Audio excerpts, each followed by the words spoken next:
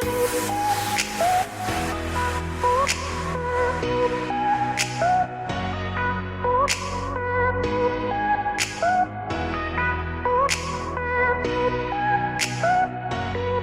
back, Debt Warriors, to another episode of Millennial Debt Domination. I'm your host, Katie Fata, and as always, I'm pumped to discuss another great topic with all of you today. Today's episode is all about graduate school and whether it's the right choice for you. Our guest today is Sarah, who went to graduate school at Rutgers University. Sarah enrolled in graduate school 2 years after graduating from undergrad, and she'll explain to you why taking a couple gap years in between work for her.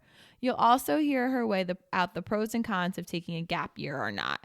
Sarah and I also discuss the inevitable student loans you'll incur if you decide to go to graduate school.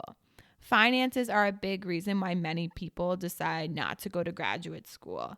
The thought of taking out more student loans is unbearable to some, and I even fall into this category. After you hear Sarah's take on grad school, you might change your mind about it and decide it's the right path for you. Let's get to Sarah.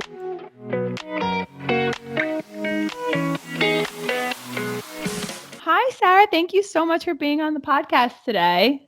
Hey, Katie. Yeah, no problem. Thanks for having me. I know I'm excited for you to educate our listeners about grad school, because a lot of them are millennials and Gen Zers who are considering it, and they're not sure if they can afford it or if they actually really need to go or want to go.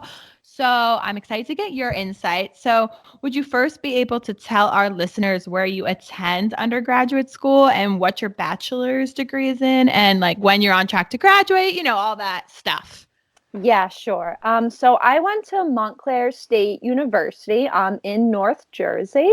And I Yes, that's how we know each other. That's how we know each other. So I have a BA in psychology and I minored in biology. And I graduated spring of 2016. So I attend Rutgers University right now. I'm in my last semester and I'll be graduating so May of 2020. And I am getting my Master's of Science in Genetic Counseling. So for anyone who doesn't know, because I find that a lot of people aren't familiar with what genetic counseling is, it is a master's degree, a terminal master's degree. And I will be working with patients who either have a genetic disease or may need some type of genetic testing. So we help counsel and educate these patients and their families on the implications of living with a genetic disease and any risk for other family members. So some of the main areas that we work in are cancer genetics. For example, if an individual either has a diagnosis themselves or has a really significant family history of cancer, we might work with them and analyze that history in order to determine if genetic testing is appropriate to them to see if they may be a carrier of a mutation in what we would think of as a cancer risk gene. In addition, we work in the prenatal setting as well, working with pregnant patients who may need some type of genetic testing to assess for the health of their baby. Or, for example, if we notice that there are some type of, anomalies or differences on ultrasound, you might help counsel these patients so they know what to expect for the health of their future child.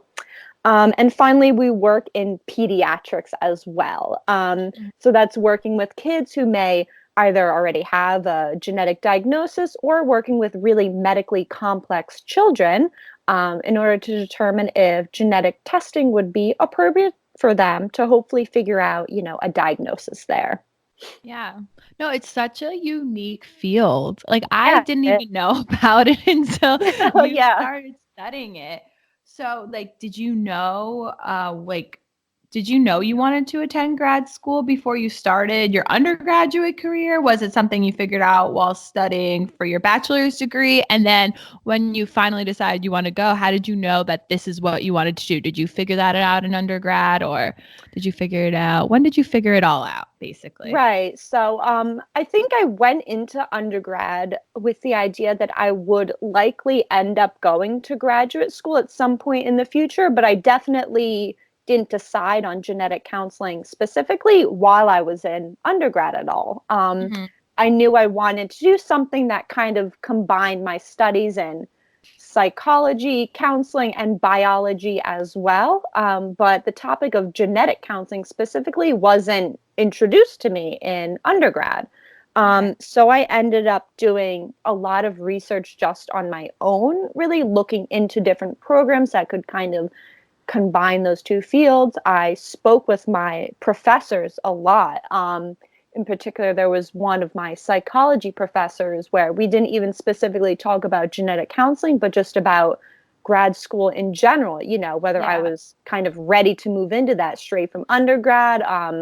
And as it turns out, I wasn't, which was the right decision for me. I wasn't settled on exactly what I Mhm. wanted to do. So as it turns out, the best thing for me was I took about 2 years off in between, and I worked. I got a lot of really great, occupational experience. I saved up a little bit of money, and I was able to have time to really do a lot of my own research just online into different programs to find what would be the best fit for me.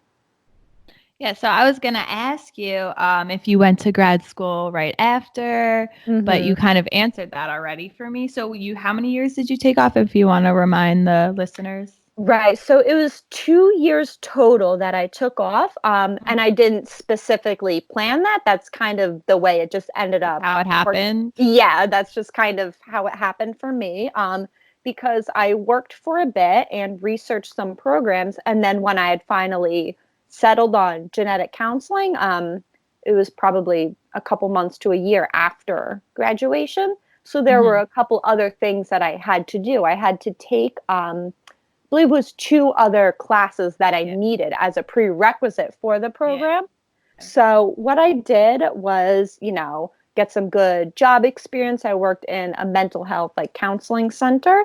And then I actually moved back home with my mom while I Mm. took these classes at a local community college because I knew I couldn't afford to, pay rent and take these classes, which were pretty demanding at the same time. And money was a big factor for me when it Right, came to graduate exactly. school, for most Yeah. people, I'm sure. So I really had to figure out a way to make it work for me financially. Right. So, Hmm. like, what do you think are some pros and cons of taking a year or two in between, like in between off? Because some people go right into it, some people take 10 years off, So, what do you Yeah. think are pros and cons of both?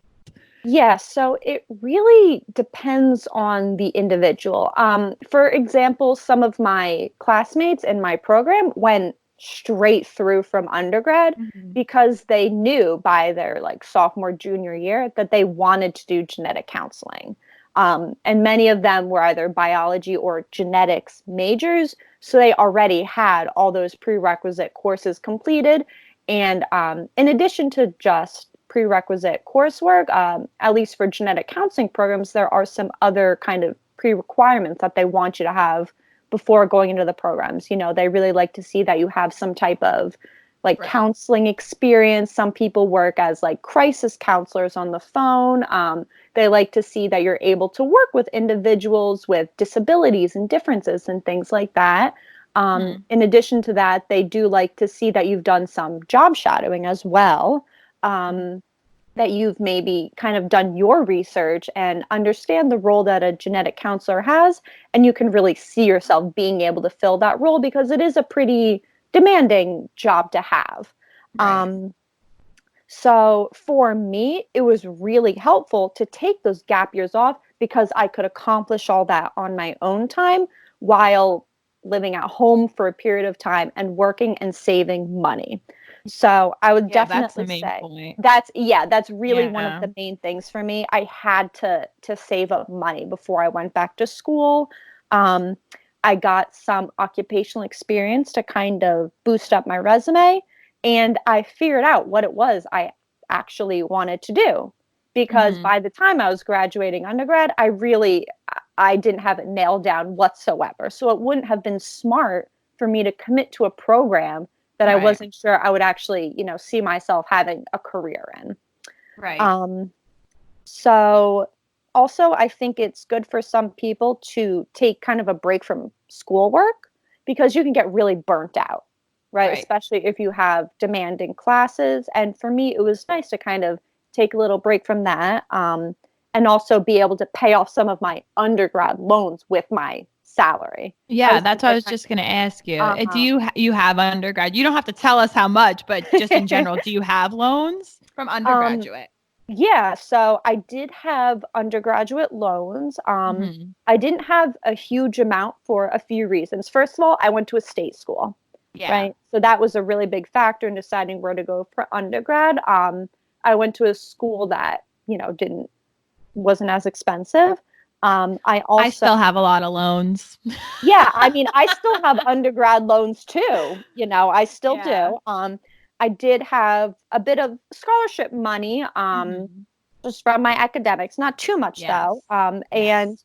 I was, fortunate enough that I had a 529 account, which is a Mhm. college savings account that your Yep. parents set up when you're born, right? Yes, So exactly. yeah, I was fortunate to have a little bit of money from that. Exactly. And I also, starting 6 months after I graduated undergrad, I started paying off those loans in Exactly. order to cut them down as much as possible, right? Exactly. Because that's a really significant factor when it comes to thinking about grad school, I think, I because you're know. likely adding on more I to that know. existing, loan volume. Yeah, I know it could be a turnoff too. For even me, like thinking about taking out more loans just to Yeah. go to more school. Did you have to take out loans for your graduate program? Yeah, so it's definitely a daunting thing for a lot of people to consider, especially considering like the student loan crisis in Mhm. America. And I did. I did have to take out more loans for graduate school, which was, a huge factor in decision making when thinking about, oh my gosh, should I even go back to school? Right. Um, and again, I'm going to a state school, which was Yeah, that's one true. of yeah, it was one of the factors that played in when Mhm. I was thinking about, what program to choose. And obviously for other reasons, the Rutgers program was the It right is a one good, for yeah. me. But Yeah, exactly. money plays into that as well, right? Yeah. I was Um, gonna kind of ask you too what like landed on the decision of Rutgers. I know like you were super yeah, happy to get in there because it's a great program, but it's also a state school for you. yeah, yeah. So that was obviously one of the factors. And for my first year of the program, I actually lived with my mom and commuted, Yes. which was manageable because it was about 45 minutes away. Mhm. And the first year of the program, you have a little bit less responsibility because you aren't really in the thick of doing all your clinical rotations and things like that. But that is really something to consider, I think. Are you able to live with family and save money for that? Mhm, definitely. Yeah. And so are you currently paying your undergraduate loans while you're in grad school or did you defer them? Because I think you could do either. I'm not sure. I didn't go to grad school, so that's why I'm asking you. Yeah. Yes. So right now I am deferring them. And Okay. you're correct. You can still pay them while you're in graduate school. And I was doing that for a little bit at the very beginning, because I You was were still living paying them off still? at You were the paying off very on okay. beginning. I was, Okay. kind of for two reasons. One, I was still living at home, so I wasn't paying rent and bills in that Uh-huh. sense. Mhm. And two, I had time to work part time in the beginning of the program. Uh-huh. And I have actually worked part time up until pretty much this semester because the final semester was extremely busy with clinical rotations, and working on my thesis project. But I think that's another really important factor to consider when thinking about going to graduate school. What kind of cash flow am I going to have during this period of my life? Um, and some programs are more time consuming than others, certainly. For example, I know of some programs where you can almost essentially have a full time job during the Yeah. day because the classes are pretty much only at night. But Right. that's, unique to certain programs. Certainly not every program is like that. Right. Because I was going Mhm. to ask, do you go to graduate school full time or part time? Because, like you said, I know some people who go at night, or, but Mhm. like you said, it's specific on your program. Yeah, so I do go full time, and the commitment does kind of differ semester by semester, especially I think if you are in a program that has not only classes but also clinical rotations, like a lot of healthcare programs have that. Um, and it is a full-time commitment. And I would say many of my classmates, we were able to work about, one day, like 8 hours a week.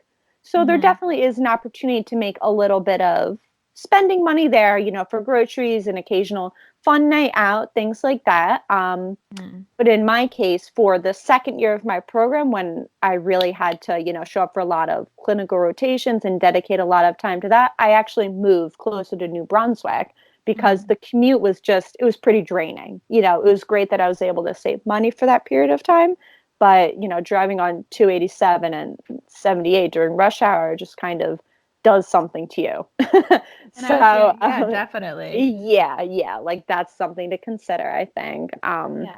So, like, how does going to school full time affect your income? Because, like you were Right. saying, it's like a hard, for like a year, it's like a hard time, but you have to think of Mm. it, I guess, as it's just a year. But how do you think it affects you? Right. So, being able to work part time is definitely helpful, but it's not always, logical for everyone to be able to do that. What I personally did as part of those kind of 2 years I took off beforehand was try to save up as much money as possible so I could spend that money on things like rent and groceries when I wasn't able to work that much. So it's it was difficult for me. I had to be, kind of really frugal and cut back on a lot Right. of, the fun things that you like to do. If you really just like to go out and shop, you're probably going to have to cut back a lot on that Right. during graduate school. Exactly. So, like, Mhm. since you're making less money now that you're in school Mhm. than when you were working full time, do you follow a monthly budget? I always recommend people follow a budget, but do you? Yeah, so generally I do. Even outside of this, I tend to be a pretty frugal person. I don't spend Hmm. a lot of money. So I don't have something that I, for example, write down and really force myself to stick to, which can be really, really helpful for some people. But I do have kind of a loose budget that I follow, right? Like obviously rent comes first and then Right. electricity bill, internet, whatever, and then groceries, things like that. And then if there's any kind of extra money outside of that, it's important to be able to go out and like treat yourself every Yeah, once in a while. exactly. For Have your dinner. sanity. Yes, that's very important, like dinner and drinks with friends, and then you have birthdays and holidays. You want to be able to provide gifts, for example, for the nice people in your life. So the budget is kind of flexible month to month, I would say. There are some months Right. where you have to cut back a little bit and other months where there are other necessary expenses, right? For example, I have a car and things go wrong. So Hmm. it's always important, as much as possible, if you're able to provide yourself with a little bit of a cushion in case of an emergency. Hmm. Yeah, I always recommend people in general reevaluate their budgets every month because every Mm. month is different. Yeah, exactly. Yeah, like you don't need to follow the same thing every month because you're gonna have likely, slightly different expenses, certainly. Exactly. Hmm. Okay, so I want to go back to a topic kind of we touched on earlier, which was adding more student loans to your bill after. So I looked up, and the average graduate school student loan debt is $84,300. I And believe for this it. Yeah. reason, many people are discouraged from going to graduate school because they already have so much student loan debt and they don't want to add to it. What advice would you give to someone who is in this situation? Yeah, so obviously, the student loan crisis in America is a huge issue, which, you could have an entire podcast series on that. Um, Yeah. It's but nuts. yeah.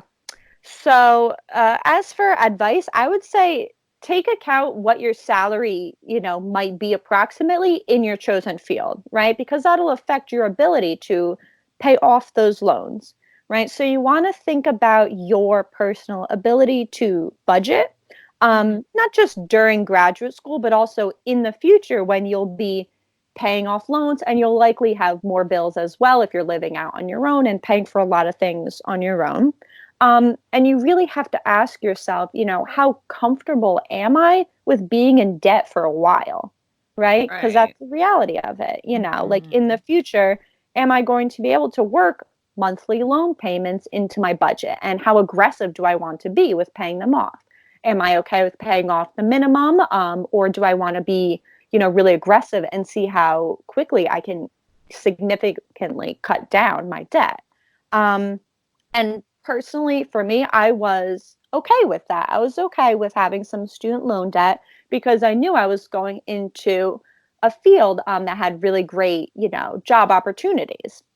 But of course, that's not the same for everyone. Some people are less comfortable with having that type of debt. So it really just depends on, your own personality, really.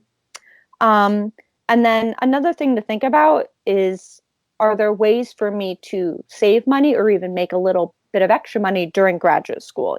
For example, if you can live at home for a period of time, Mhm. that's a great way to avoid Yeah. paying rent for a bit. Am I going to be able to work part Mhm. time, during this program? And if you already at this point have an interest in specific programs, ask them about the financial issues that you're thinking about. A lot of schools will have specifically financial counselors to help you through, kind of the logistics of actual tuition, if you're paying for like rent and board, things like that. Um, or just kind of the directors within your program.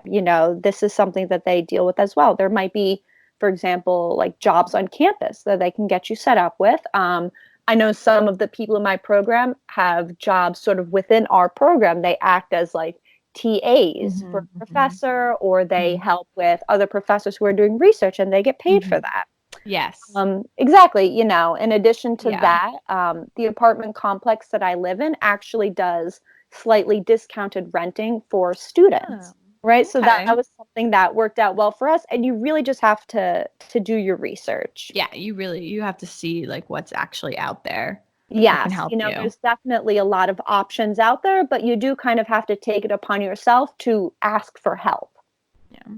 Mhm. Graduate school is such a hot topic, I feel like, for people like millennials our age, like younger millennials. Mhm. So I feel as if so many people are just going to graduate school, even if they might not need it for what they're interested in doing. Like Mhm. they just feel like that's the next thing. But Mhm. they might not even have to go, or they might have to go, but in 10 years from now when they're working at a company that would pay for it. But I feel as if many people just go right into grad school. So what's your Mhm. take on so many people just going right from undergraduate to graduate school? Even, for a career that, they might not need it for. What's your take on that? Yeah, so it's definitely something to think about. And I think for certain people, if you are dead set on a career where you do need to go to graduate school and you know this maybe at the beginning of your undergraduate career, it might make sense for you to push right through, right? If you know that it's something like you need a higher degree to succeed in that chosen field, it might make sense for you if you're the type of person who knows that if I take a few years off of school, I'm just never going to build up the steam again to go back. In that case, I think it makes sense. And then in other cases, I think you really, really need to do a lot of thinking and research and consider, is this going to, make me happy? And is this going to further my career for going back? Um, Exactly. just anecdotally, I've heard people say, I really don't want to go into the quote unquote real world. I just want to stay in school. I really just want to push off my existing loans. No, exactly. In I that feel like case, I feel like yeah, that's kind of what some people think. yeah. And in that case, I really think you should reconsider, like take a grad school is it's similar to having a job, right? For Yeah, it example, is. depending on the program, for example, in my clinical rotations, I am in clinic for maybe 9, 10 hours a day doing the job of a genetic counselor. It's just as stressful as it would be, if I was in that career right now, right? So they Right. really do a great job of preparing you for the quote unquote real world. but it's a huge commitment, not just time and energy wise, but also financially. So I think it's really important to give it a lot of thought and really, really do your research, because some programs are bigger commitments than others, Mhm. and some might be more flexible in terms of, kind of the average commitment of hours per week. Um, some might have options where you might be able to work during the day, like we mentioned before, and only have classes Right. in evenings. And some are, more demanding and less flexible in terms of, where you commit your time. Right. Mhm. So I think it's really important to do your research, talk with your professors, try to reach out to Mhm. professionals in your chosen field to see, what their experiences were like in those graduate school settings. Right. Yeah. So, and for me personally, taking a lot of time to research these programs while I was getting, some good job experience was the right path for me, Mhm. because I wasn't sure of what exactly I wanted to do after undergrad. And I really knew I needed the time to consider all of the options. I also had to take the GREs for a second time because I wanted to boost my scores. So, Mhm. for example, I knew that being able to work and save up some money and kind of do things relatively on my own pace was the right decision for me, because Mhm. I think that if I had gone to graduate school straight from undergrad, I wouldn't be in as good of a position as I'm in right now, because I wasn't clear on what I wanted to do. Mhm. And I felt rushed because I was trying to do all this research in, my junior or senior year of undergrad, which is a hugely crazy busy time Right. anyway, right? Like I knew I Mhm. really needed the time to be able to, do all this research and thinking and reaching out to professionals kind of on my own schedule. And that's Yeah. kind of what worked out best for me. And yeah, like also assess like your undergraduate loans and see like if you can Yeah. actually add to it. You don't want to Yeah. make a rash decision because you might just want to continue school because you're not ready for the real world, you Exactly. Yeah. know? Graduate school and undergrad is still the real world, right? Yeah, Like it it doesn't is. right? But Yeah. undergraduate is so different than It is, graduate yeah. school. Graduate school is much more similar to working full time, Mhm, I would mhm. say, Definitely. because the classes require, a lot of sort of less assignments and homework, things like that, but much more just studying, right? Because it's a lot more information. And then, especially if you're in a program that has like clinical rotations or something like that, you're really working, as that Yeah. career all day, essentially. So it's really something that you need to do a lot of kind of like introspection and thinking about and do your research on, certainly. Mhm. Mhm. Yeah. Oh my God. I think you definitely provided my listeners with some like insight on grad school. Oh, good. Um, do you have any final thoughts you want to share? Anything else you want to let the listeners know about it? Yeah, so definitely I think something that we've been hitting on this whole time is do your research, because you yourself, Mm. right? If you're going to be taking on this commitment that's not only, educational and financial and a time commitment, you owe it to yourself that you're doing something that's going to really make you happy and further your career, right? And don't be afraid to reach out to professors or people in the field. For example, genetic counselors love to talk to students and prospective students because, not many people know what genetic counseling is. So we always love to take the opportunity to educate people about that. And also really take the time to assess the status of your undergraduate loans and do a lot of thinking about, not just the logistics of being able to pay off undergrad plus graduate loans potentially, but also how well do you sit with that feeling of, being in debt for a while. For some people, they're comfortable with that because they know that in the future they'll have a job that will allow them to pay off their loans over time. And for some, it doesn't sit as well, right? So it really just depends on how you personally feel about all that. So I would say just do a lot of thinking about all that, kind of assess where you are financially and mentally, if you're mentally prepared to kind of get back in that school grind. Right. So I think my main piece of advice would be to take your time and don't rush yourself with all that. Because I remember feeling, kind of panicked like junior and senior year, like, oh my gosh, like I have to get this going. If I'm going to grad school, I have to figure this out now. No, like you're still young, you have plenty of time, and often getting some really good job experience, not only makes you a more attractive candidate to graduate programs, but it also helps you figure out, is this really what I want to do?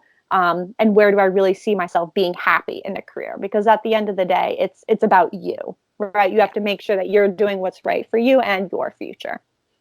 So Gen Zers in college right now, don't rush into it, basically. This Yes. is kind of a message for the Gen Zers right now. Like, Yeah. don't rush into it. Take a, Do your don't research, feel, right?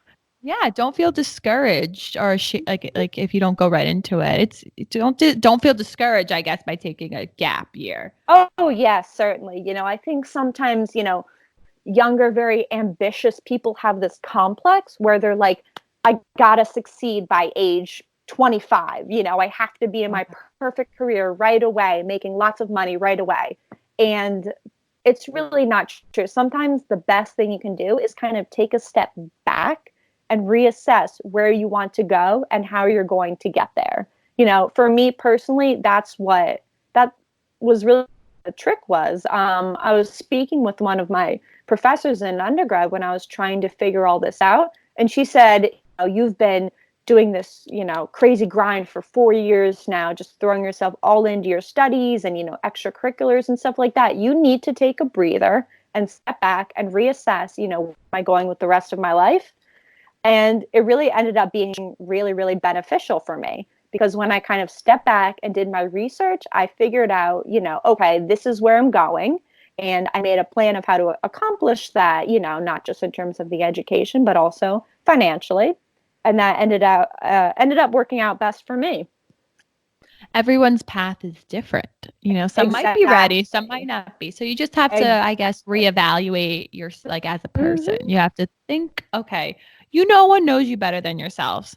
A bit better than yourself. So some people might not be okay with all that debt. Some people might think it's so. You just really have to think about it. But exactly. Yeah. Well, thank you again for being here. I really think that you really gave some great information and people can kind of weigh out their options in their head. So thank you again for being a guest today. Oh yeah, of course. No problem. I'm always happy to talk about, my personal graduate school journey. I love it. And well, program. Yeah. Thanks again. All right. Thank you, Katie. All right.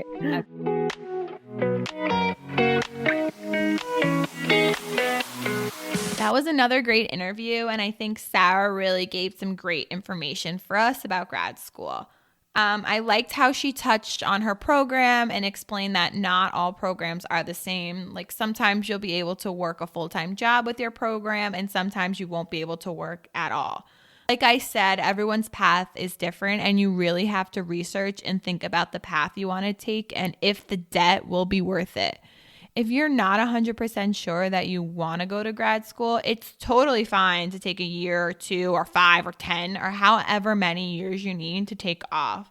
You might want to establish yourself in the workforce and then go to grad school.